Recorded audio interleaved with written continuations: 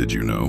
During the aftermath of World War II, there was a soldier who believed the war was not over and continued fighting on his own. That soldier was Hiro Onoda, a Japanese intelligence officer. In 1944, as World War II was nearing its end, Hiro Onoda was sent to Lubang Island in the Philippines. His mission was to monitor enemy movements, gather information, and never surrender or commit suicide under any circumstances. However, the war changed rapidly. When Allied forces successfully reclaimed the Philippines, most of the Japanese soldiers on the island were killed or surrendered.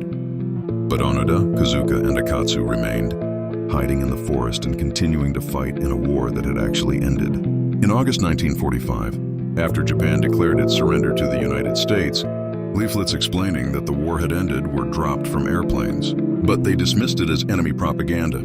Years passed. One by one, his group members began to die and surrender. And now only Onoda remained. He lived alone in the forest, still believing that Japan would one day send reinforcements.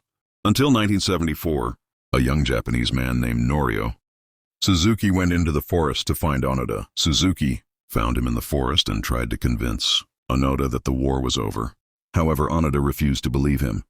He would only surrender if he received a direct order from his commander. Finally, the Japanese government tracked down his former commander, Major Yoshimi Taniguchi.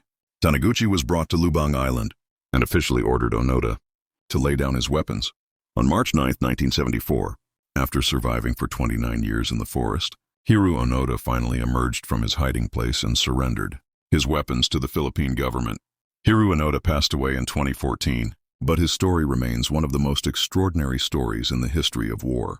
Regardless of the controversy, Onoda's story can serve as an example of how a soldier can be very steadfast in his beliefs and very loyal to his country.